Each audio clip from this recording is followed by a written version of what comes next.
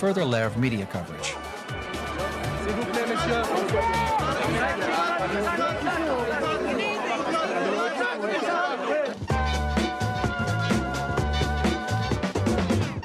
To keep growth in double figures, the major luxury houses pressed their designers to multiply their talents by taking on haute couture collections, ready-to-wear collections, cruise collections, capsule collections, pre-collections, limited editions, and to accompany all that, a whole range of accessories. Most of them play a dual role, both for the mother house and for the various lines of their own label bearing their own name. They also carry out an after-sale service as luxury sales representatives for the constant opening of boutiques, and they remain in the center of the storm at all times.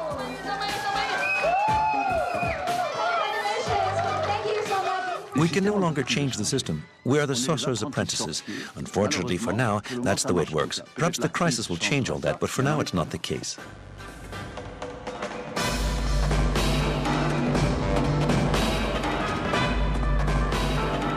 In the midst of this luxury world that had now reached unprecedented overload, the major designers of the era experienced varying fortunes. In the space of 22 years, the Lacroix fashion house combined brilliant creative success with crushing financial failure, as it never made any money. Well, I have to admit that although I was very persevering and a hardliner when it came to defending my turf, I never managed to make the universe I had created resonate with the haute couture and all the rest. There was a huge gap. Lacroix was the only company Mr. Arnault had created from scratch.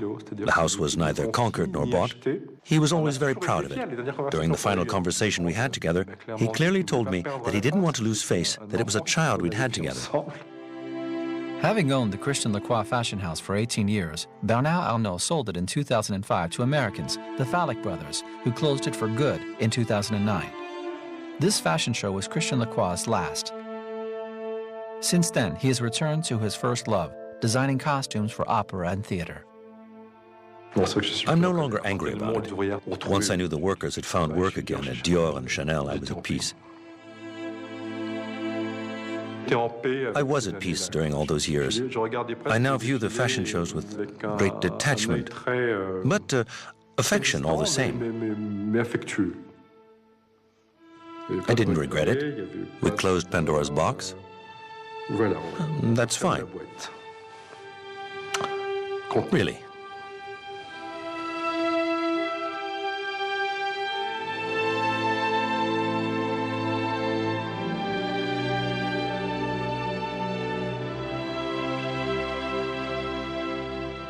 Over at PPR, Tom Ford was also held to account. His results at Yves Saint Laurent were not up to François Pinault's expectations. None of us are really in control, and you have to remind yourself of that. Even I remind myself of that. You can control as much as you can, but then you have to, because we're not in control. None of us are in control. You try, but you can't really control anything. At Yves Saint Laurent, Tom Ford tried to recycle the recipe that had made his success at Gucci, but his endeavors failed. It was not easy to transplant Texan efficiency onto an old French fashion house whose founding legend was still alive and was quick to express his dissatisfaction. Even though he said very mean things about me in the press, I still love him, and I think he's a brilliant designer, and I'm not going to say anything mean about him.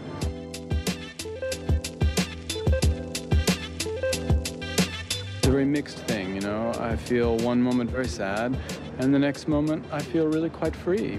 I'm looking on the positive side, and I'm looking forward to sleeping. See you later.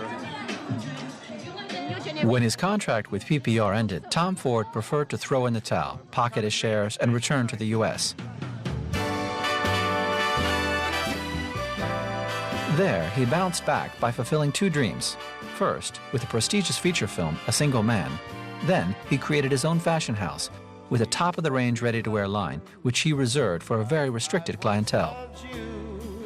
Why can't we start again? Life would be rosy. Tom Ford ended up creating a luxury fashion house under his own name without the support of a major group.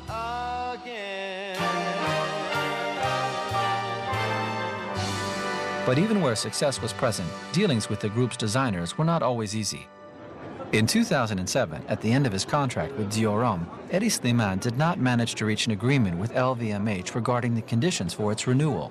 He distanced himself from the world of fashion and moved to Los Angeles, where he worked in photography, specializing in black and white. He's an incredible fashion epiphenomenon. How think he'll be back? You don't get talent like that without destiny reserving some surprises for him.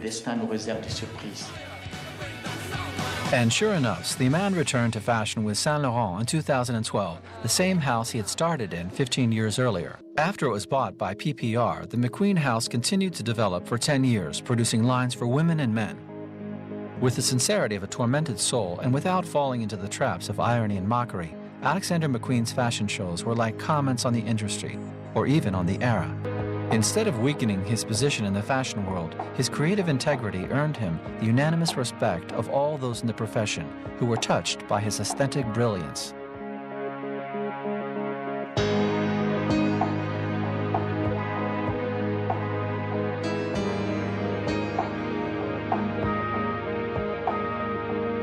Alexander McQueen chose to take his own life in February 2010.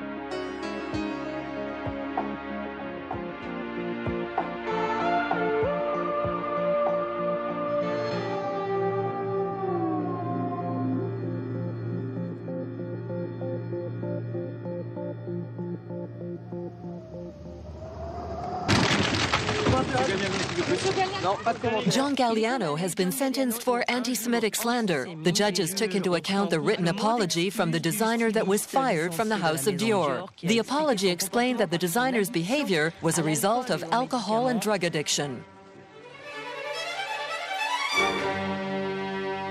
After the death of his long-term right-hand man, Stephen Robinson, in 2007, John Galliano became increasingly isolated and sunk further into addiction.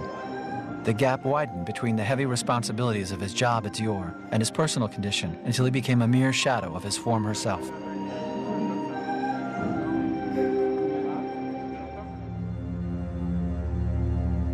John Galliano's dismissal by Dior in 2011, after 15 years of partnership, symbolized the depletion of a system. Dior took over a year to find its successor. Finally, the minimalist Raf Simons was chosen, proof of the house's radical change of direction. Unfortunately, some of them fall back on the use of stimulants, to put it mildly, and it overtakes their personal lives. But it's their lack of discipline that put them in that state, not the industry. You can't get tempted by the materialistic and glamour side of things. You should know that it's really not your nature, that you don't have the strength, and that you might not be able to resist it. After nearly 50 years in fashion, what drives Karl Lagerfeld to continue? It's having unique, absolutely perfect circumstances to work in. Which are?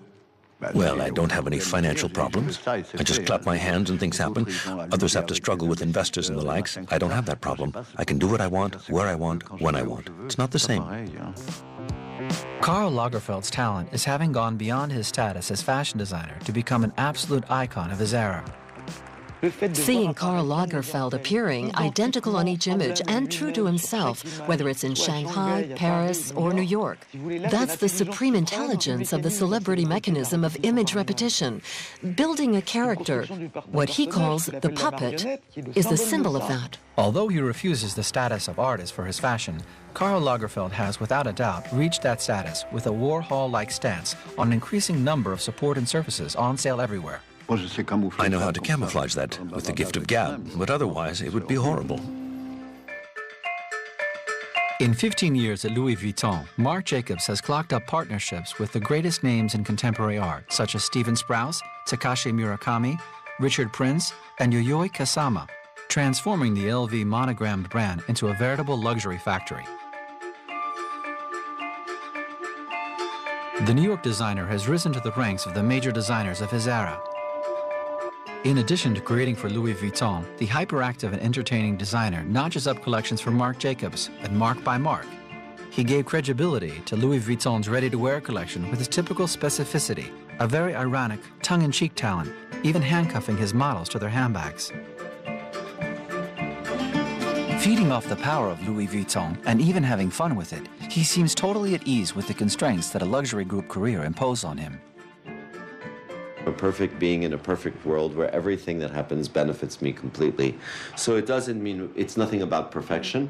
It's about acceptance that things are good, that I am good, and I'm well, and the world is a beautiful place, and that everything happens in some way benefits me. You know, it's a learning experience. There was a before and an after Karl Lagerfeld and Tom Ford. There were couturiers, there were designers, and there were those creative directors who really got involved in the business and in the development of a house. Today, that's become absolutely essential. You have to find the right balance. A right balance that Nicolas Ghesquière found in the relationship of trust he established with the owners of Balenciaga, François Pinault and his son François-Henri Pinault.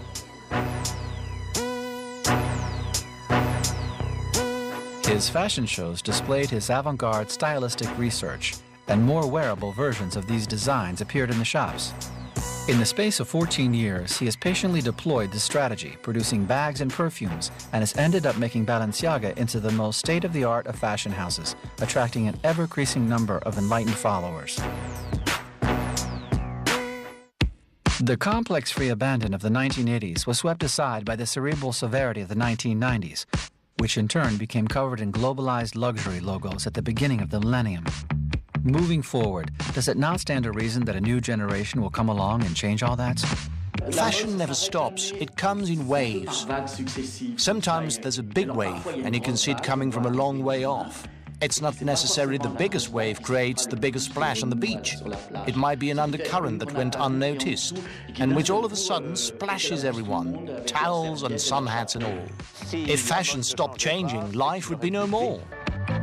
Dans la forêt, la première détonation résonne. Un coup de feu, puis de mon corps qui frissonne. Puis doucement s'écroule.